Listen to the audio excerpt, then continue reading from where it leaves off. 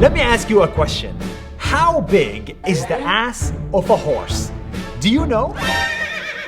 Also, do you know that the ass of a horse determined the size of the NASA Space Shuttle engine? Yes, these two things are related to each other. Buckle up, I have a story to tell you that will blow your mind.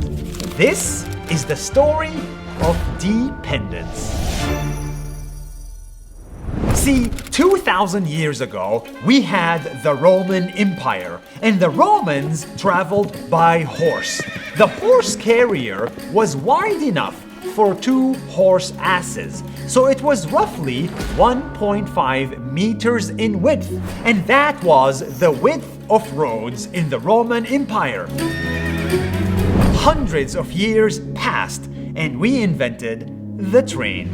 And the British built railways all around the empire, and they made the train tracks 1.5 meters in length, just like the Romans. Then the Americans built trains too, and they adopted the British system. This is where it gets interesting. 2,000 years later, NASA was developing a rocket to go to space. But the rocket engine had to be designed in Utah, and it had to be shipped all the way by train to Florida for the launch. Now you know what's happening. The engine in Utah had to be small enough to fit on a train to go in a tunnel, which means the engine cannot be bigger than the size of a tunnel in America.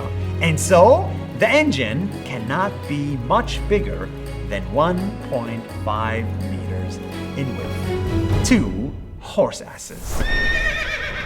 2,000 years later, the size of a horse's ass influenced the size of a NASA Space Shuttle engine.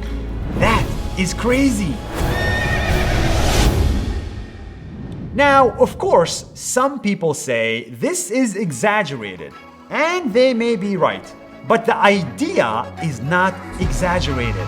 So much of today's cultures, traditions, and technology is based on history that is outdated and useless. For example, take the football. Why do most footballs look like this? Well, before the 1970s, the TVs were black and white. It was very difficult to see a football on TV. So they made footballs black and white to make them stand out more. And even though TVs now show you 8K resolutions, we still have footballs shaped like black and white. So in the 1966 World Cup in England, there was a red and kind of orangish ball that they used on the field. Now, the problem with that ball was that on a black and white television, you couldn't really see the action. So in 1970, the World Cup brought out a new soccer ball. It's known as a Telstar ball. It's one that you will probably recognize. It's the black and white colors, and that ball was much easier to see on television. That's crazy. You know what else is crazy? Your keyboard. It is also part of the dependence problem. Why is the letter Q next to W? This is the QWERTY keyboard.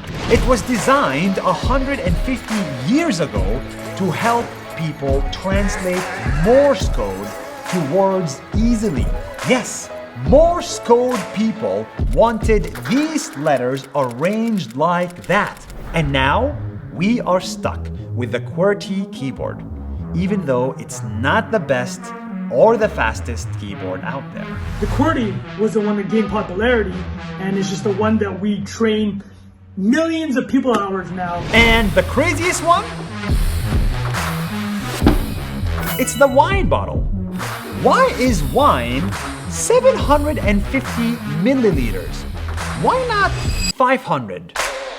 Apparently, in the 18th century, most glass was made by humans who would blow into glass to create the shape of the bottle. And the average human lung had enough air to create 750 milliliter glass. Yes, that is the common belief. And ever since then, every wine bottle is 750 milliliters in size, even when machines make them. The 1970s, early 1970s, America, which does not use the metric system, they actually adopted 750 milliliters as a standard because that was what was used in Europe. But the belief is that the size and the shape of the wine bottle was dictated by the exhalation lung capacity by glass blowers. The point I am trying to make is simple. We must question everything we do today and ask, why? Forget the horse's ass, forget the space shuttle, forget the wine bottle. We must question our political systems, our cultural systems, our traditions, and even our religious systems to find the best answers. The solutions of 1,000 years ago are not the best solutions for today.